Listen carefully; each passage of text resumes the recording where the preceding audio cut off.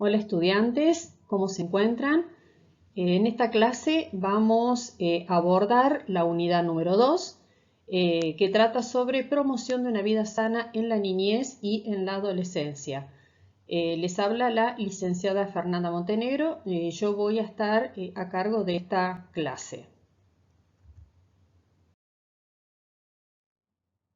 En la clase anterior estuvieron viendo los contenidos correspondientes a la unidad 1, que habla en realidad sobre la introducción a la asignatura, sobre los conceptos de enfermería en la infancia, sobre las teorías que sustentan el cuidado en pediatría, en el cuidado del niño y del adolescente.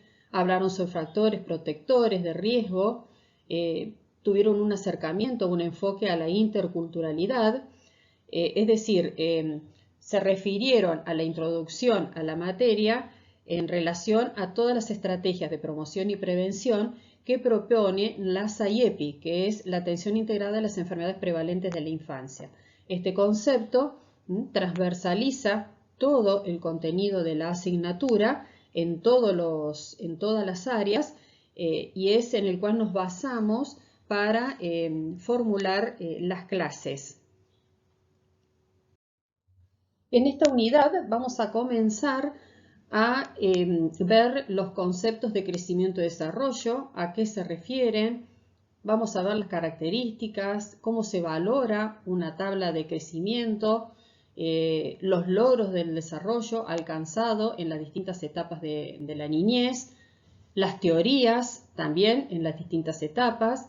Vamos a comenzar a hacer un acercamiento a un tema nuevo, que es la salud de los niños en la etapa o en la edad escolar, cuáles son las patologías prevalentes, los hábitos saludables que promueven un crecimiento y desarrollo adecuado. Vamos a hablar sobre prevención de accidentes. Estos son algunos de los temas entonces que vamos a empezar a abordar en esta clase. ¿Cuál es el objetivo? Reconocer la importancia de la aplicación del plan y de la estrategia de salud integral de la niñez, lo que les hablaba al principio, es decir, la SAIEPI, ¿a través de qué? De la promoción de la salud y la prevención de la enfermedad para conseguir o lograr un desarrollo y crecimiento adecuado en la niñez y adolescencia. Comenzando entonces con el tema, crecimiento y desarrollo, vamos a ver qué entendemos por crecimiento y desarrollo. El concepto de crecimiento y desarrollo se refiere al conjunto de cambios, tanto somáticos como funcionales, que se producen en el ser humano desde la concepción hasta la adultez. A los fines de su comprensión y de facilitarles el aprendizaje, les damos los conceptos por separado, pero ustedes tienen que entender que es un proceso que se da en forma conjunta. O sea, en el periodo que va desde el nacimiento hasta la adolescencia, el niño va sufriendo transformaciones tanto físicas como funcionales en su organismo que le permiten transformarse en un ser o en una persona adulta. Bueno, este proceso a lo largo de su vida, digamos, se divide en dos. Un proceso está referido al aumento del tamaño por la multiplicación celular, que sería la hipertrofia y la hiperplasia, y el otro proceso está referido al aumento de la complejidad de la estructura o a la diferenciación de la función. Es decir, a medida que se va produciendo el crecimiento por multiplicación celular, el organismo va adquiriendo nuevas funciones a través de la modificación de los órganos y a través del perfeccionamiento de esos órganos y de esas funciones. Ambos procesos, es decir, el de multiplicación celular y el de adquisición de nuevas funciones, van permitiendo que el organismo vaya madurando hasta que llega a un límite o a un tope, que sería el logro máximo de la adquisición de algunas funciones, que sería o se denomina maduración.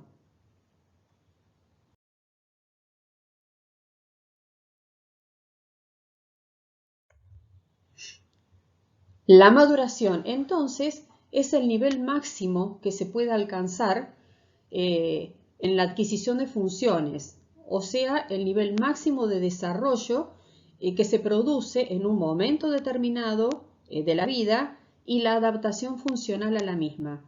Por ejemplo, un ejemplo de maduración sería cuando se alcanza la maduración sexual, es decir, con la menstruación, por ejemplo, la maduración ósea, la maduración dentaria, o sea, cuando se adquieren todos los dientes permanentes. Y otro concepto que hay que tener en cuenta, que también se da en forma simultánea con el crecimiento y el desarrollo, y que permite que esto suceda y que suceda la maduración, es la diferenciación. La diferenciación es el conjunto de procesos que se da a nivel celular y de las estructuras que se van modificando en forma sistemática para adquirir las características físicas y químicas que van a permitir el crecimiento, el desarrollo y la maduración. Entonces, la maduración permite el crecimiento y el desarrollo, el control del crecimiento y el desarrollo, permite que podamos detectar precozmente trastornos nutricionales, nos permite controlar la evolución y el tratamiento de las enfermedades crónicas. Al detectar problemas a tiempo nos permite también tomar decisiones terapéuticas oportunas, permite conocer la prevalencia de algunos problemas de crecimiento en las comunidades y actuar en consecuencia. Los programas de salud, aplicarlos en relación a esta prevalencia de estos problemas, o sea, permite definir programas de atención y evaluarlos.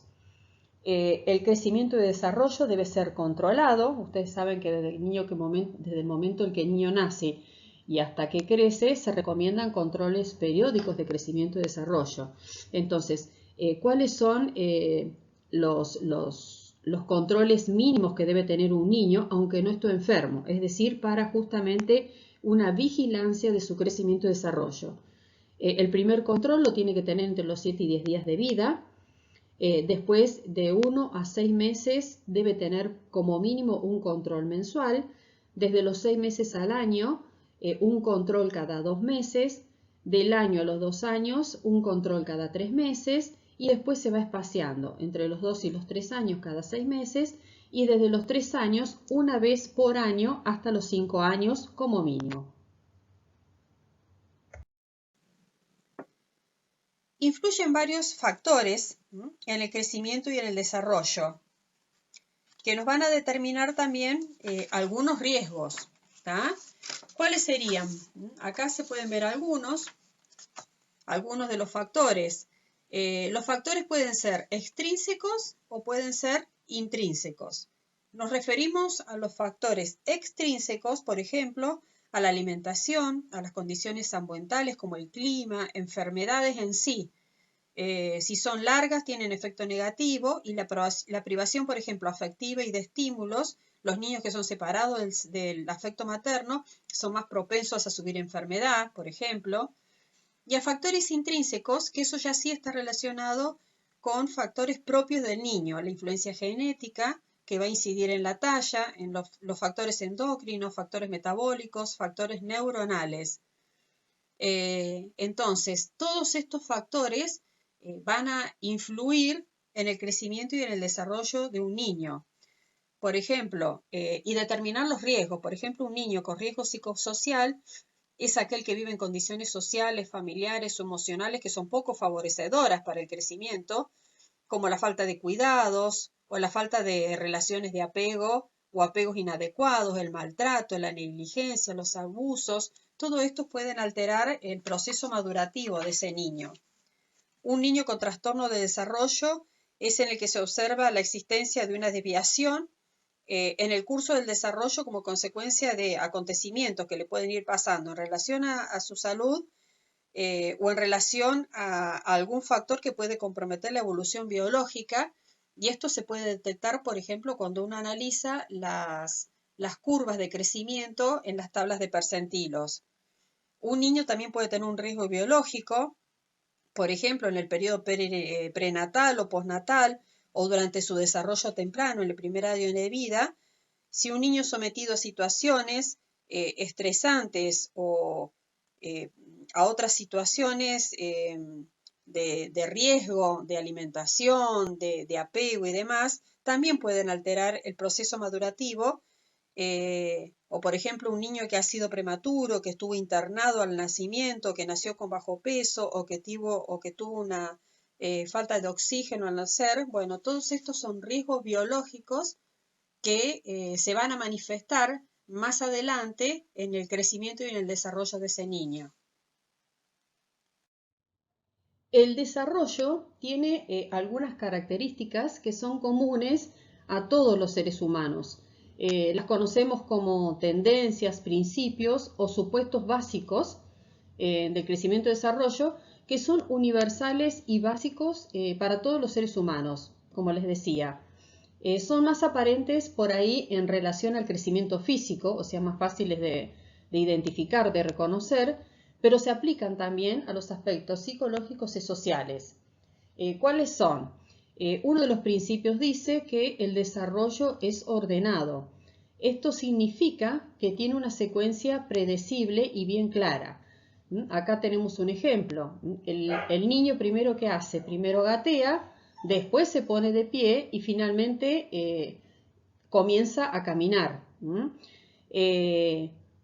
Otro principio dice que cada niño es único, no hay ningún niño igual a otro, que el crecimiento lleva una dirección cefalocaudal. Esto significa que se desarrolla primero el sistema nervioso central, es decir, en el cerebro, y luego se ramifica y se extiende hacia las extremidades. El crecimiento también es próximo distal. Esto significa que se desarrolla o que crece desde la línea media del organismo hacia la periferia. Un ejemplo claro es que el niño utiliza primero las manos completas como unidad y recién después adquiere una capacidad motora fina y puede manipular los dedos. El desarrollo también es complejo, quiere decir que consiste en que va adquiriendo actividades y funciones cada vez más complejas, o sea, de lo más simple hacia lo más complejo. Seguimos con los principios. Otro principio dice que cada etapa se construye sobre la anterior. Está un poco relacionada con, con el otro principio que vimos anteriormente. Los logros son progresivos, o sea, el niño no va a saltar etapas. Entonces, se va desarrollando en forma ordenada y progresiva, y la etapa que se va desarrollando en ese momento está construida sobre un logro anterior. El desarrollo requiere expansión de energía. En esto, se refiere, por ejemplo, en el caso de los niños, a esta necesidad que tienen de saltar, de jugar, de correr. Esto se refiere a la expansión de energía, a gastar energía. Requiere una figura modelo. Los niños copian a los padres, a los adultos que los rodean, a la comunidad que los rodea, y de ellos va adquiriendo una figura modelo o alguien a quien copiar. Atraviesa ciclos, hay ciclos buenos, hay ciclos malos, algunos más lentos, otros más avanzados, que pueden estar relacionados también con situaciones específicas de la vida, de nacimiento de hermanos, de enfermedad, pero atraviesa ciclos, o sea, no es siempre lleva el mismo ritmo. Hay periodos de crecimiento que son acelerados y hay periodos de desaceleración, no solamente relacionados con alguna causa específica, sino también propios del desarrollo. El primer año de vida es la etapa donde más crece el ser humano. En ninguna otra etapa se repite este crecimiento tan acelerado del primer año de vida, que de ser un bebé pasa a un niño, a una persona que ya camina. Y hay periodos de desaceleración, por ejemplo, un periodo claro es en la etapa escolar, hay un detenimiento ahí del crecimiento y después lo retoma durante la adolescencia. Dice, los niños se desarrollan a través del conflicto y de la adaptación. ¿Qué quiere decir esto? Que todos los problemas y las dificultades que se van presentando al niño mientras va creciendo, le van a servir para ir aprendiendo y para ir adaptándose al medio en el cual vive. Recuerden entonces, acá en este punto, lo que hablábamos sobre Leninger, ¿no? El niño, a través del conflicto de los problemas, tiene que aprender a resolver esos problemas y al aprender a resolver esos problemas, se está adaptando al medio en el cual vive. Otro principio dice que el desarrollo tiene periodos sensibles. Esto quiere decir que el organismo es muy susceptible a influencias que pueden ser negativas o que pueden ser positivas. La calidad de estas interacciones durante esos periodos sensibles determinan si los efectos van a ser beneficiosos o perjudiciales. Esto es muy importante, por ejemplo, cuando uno valora el crecimiento y desarrollo utilizando las tablas de percentiles al valorar la curva. Puede ser que el niño haya cursado alguna enfermedad y en ese periodo que cursa la enfermedad se puede alimentar menos, puede tener las defensas bajas y eso puede impactar en la curva de peso, que el niño baje de peso o no aumente de peso como es lo esperable. Bueno, eso porque es un periodo sensible de enfermedad donde se está alimentando menos y entonces eso puede impactar en una curva de crecimiento que cuando el niño se cura, bueno, después lo recupera. La pérdida de algún familiar querido, de alguno de los padres, el nacimiento de un hermanito, todos estos son periodos sensibles, digamos, en el desarrollo del niño que pueden impactar. De acuerdo a cómo los viva ese niño, van a impactar en forma positiva o en forma negativa. Y otro de los principios dice que el desarrollo amerita práctica.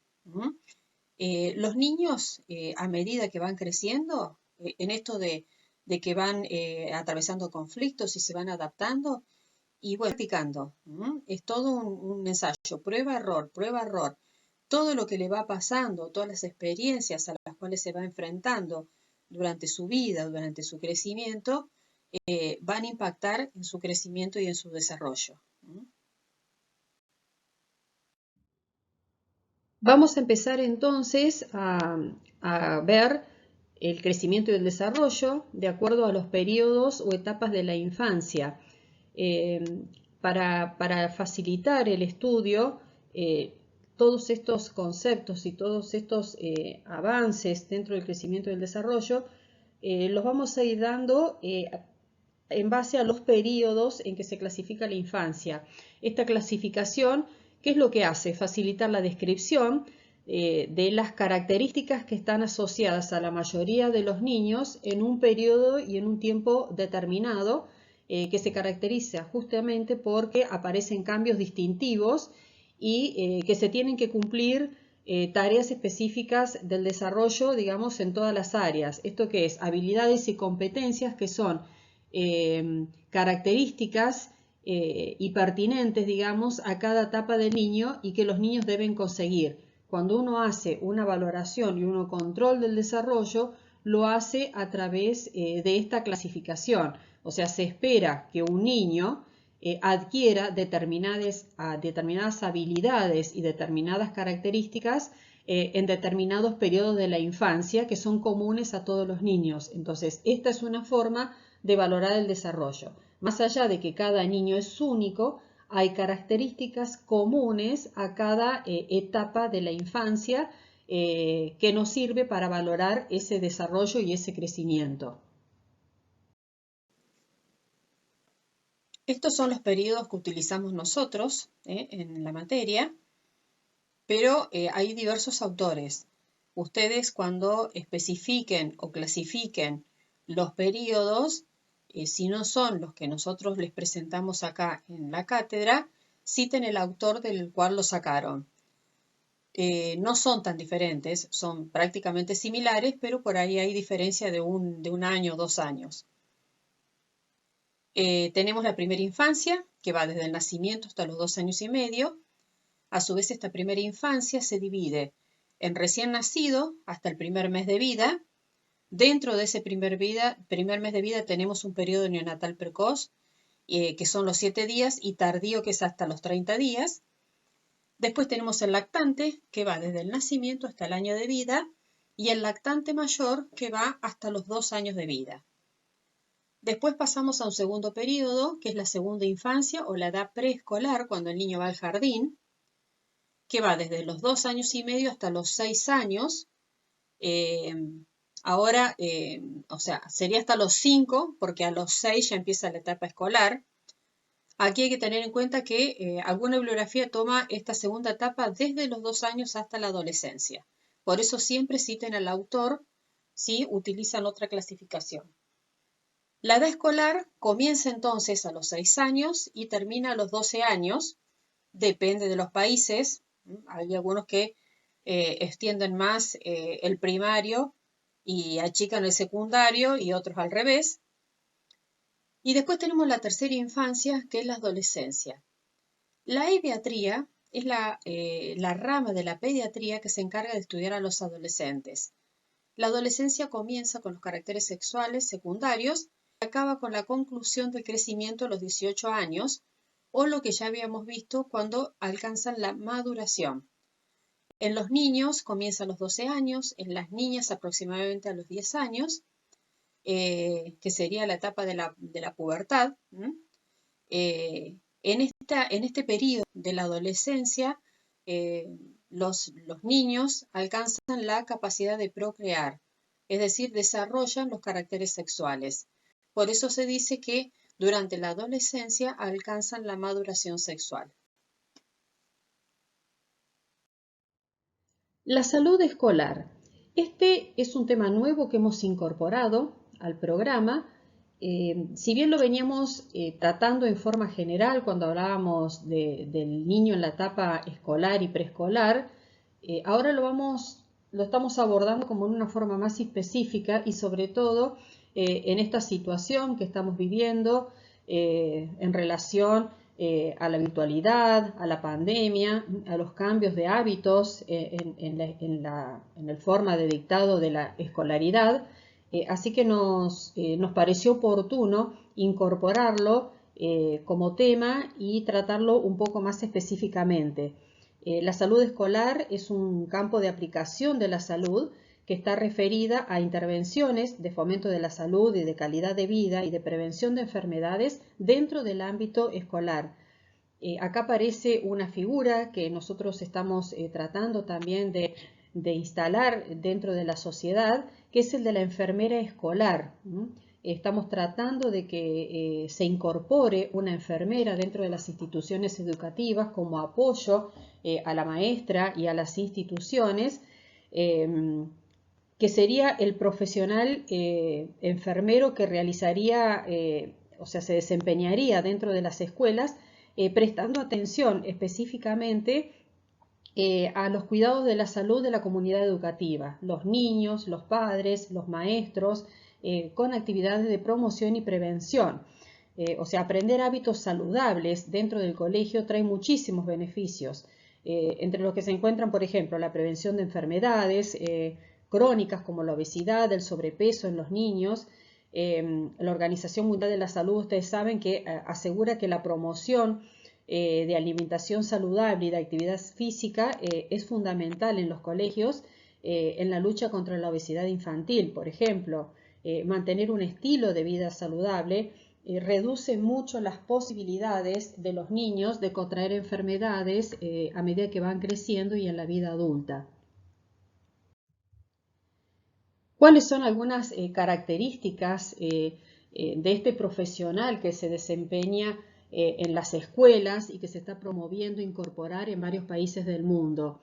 Tener una enfermera dentro de la escuela mejora el estado nutricional de la población escolar, mejora la salud ocular en el proceso del desarrollo de aprendizaje, todo esto por captación precoz de problemas que pudiera estar teniendo el niño, protege a la población escolar de las enfermedades inmunoprevenibles a través de la promoción y de la prevención, de clases de apoyo y de orientación para prevenir todas estas enfermedades, promociona prácticas saludables de higiene, de alimentación saludable, la actividad física y colabora con la promoción de condiciones y entornos saludables.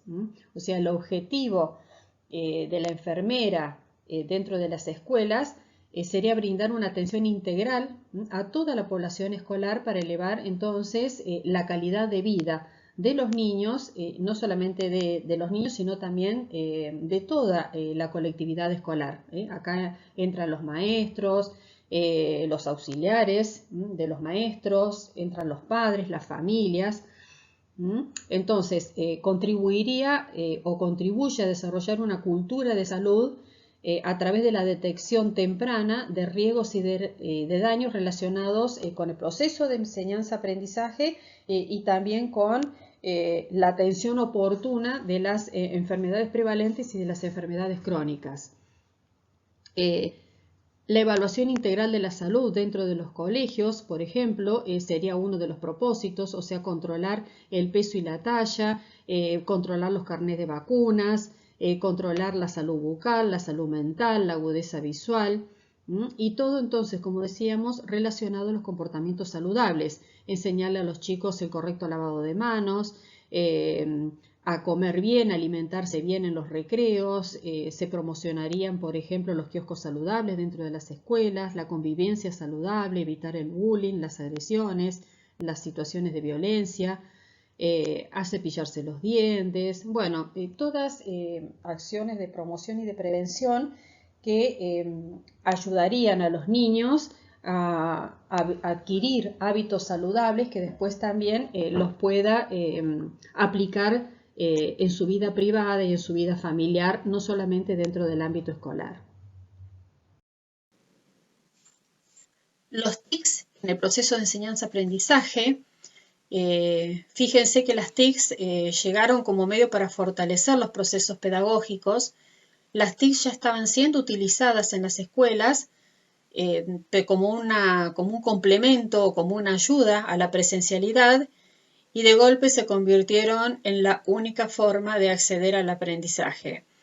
El avance tecnológico permite que la educación a distancia se convierta en algo atractivo para el estudiante, le permite estudiar a los niños que presentan dificultad por lugar de residencia, tiene también por ahí su dificultad, ¿no? Esto que decíamos, que por ahí en algunos lugares de las sierras no hay alcance, no hay señal. Al tener herramientas tecnológicas, los niños asumen gran responsabilidad, y esto sí es importante porque ellos manejan sus tiempos, ¿no? Deciden cuándo estudiar y cómo estudiar, pero sí o sí tienen que establecer una rutina porque si no, no les sirve. Esta virtualidad en realidad les juega en contra. Tienen que ser muy estrictos, muy disciplinados para poder estudiar a través de la virtualidad.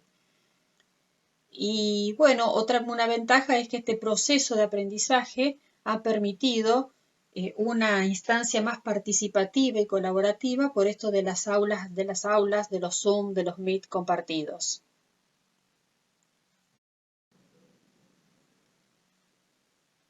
Esto de utilizar las TICs, entonces, en el proceso de enseñanza-aprendizaje es una nueva herramienta, requirió de nuevos saberes, mucho nos tuvimos que poner a estudiar y a aprender a ver cómo manejar esta nueva tecnología, en cómo poder transmitir los contenidos, las competencias. No es lo mismo una pizarra digital, un aula, que bueno, que todo esto virtual, ¿no?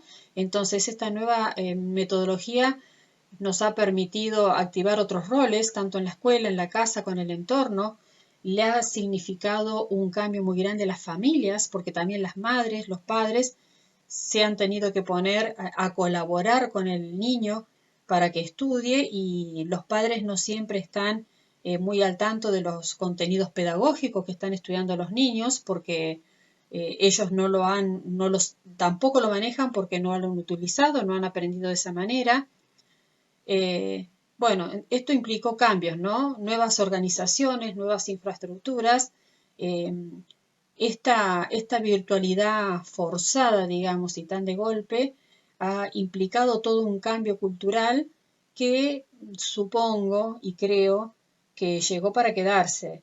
Si bien no en forma permanente, pero creo que de ahora en más la virtualidad va a acompañar a la presencialidad, y ya de otra manera. Ya no va a haber ese miedo, digamos, a la virtualidad, sino que va a ser un complemento muy útil para la enseñanza y para el aprendizaje. ¿Por qué incorporar la tecnología en el aula? Entonces, todos sabemos que los chicos y los niños viven y vivimos todos inmersos en una sociedad muy tecnológica. Utilizamos las redes permanentemente, están los niños sobreestimulados por información que les llega a través de las redes, utilizan teléfonos, utilizan computadoras, multimedia, el cine, la música, todo lo reciben a través de las redes. Entonces, está bueno aprovechar esta capacidad que tienen los niños para conectarse y para acceder a todo lo que es la informática y apropiarse de toda esta tecnología para utilizarla como un modelo pedagógico, ¿no? Que aproveche esa capacidad que tienen los niños para apropiarse de todo esto y utilizarlo, digamos, como un potencial en el proceso de enseñanza-aprendizaje. O sea, utilizar a las TICs como medio para fortalecer el proceso pedagógico, no en reemplazo de la presencialidad. Considero que la presencialidad no se puede reemplazar, la tecnología no la reemplaza. La presencialidad tiene otros beneficios como son el contacto con el otro, la socialización, el compartir sentimientos, emociones, o sea, el contacto que el niño tiene con el otro no se suplanta, ¿no? Es importante también que lo tenga esto de la presencialidad, pero poder incorporar la tecnología como una herramienta educativa no debería ser dejada de lado y no considerada.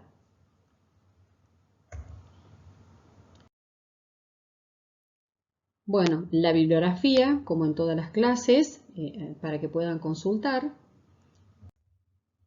Y nos vemos en la próxima clase. Continuamos con crecimiento y desarrollo y vamos a empezar a hablar ya sobre la etapa del lactante.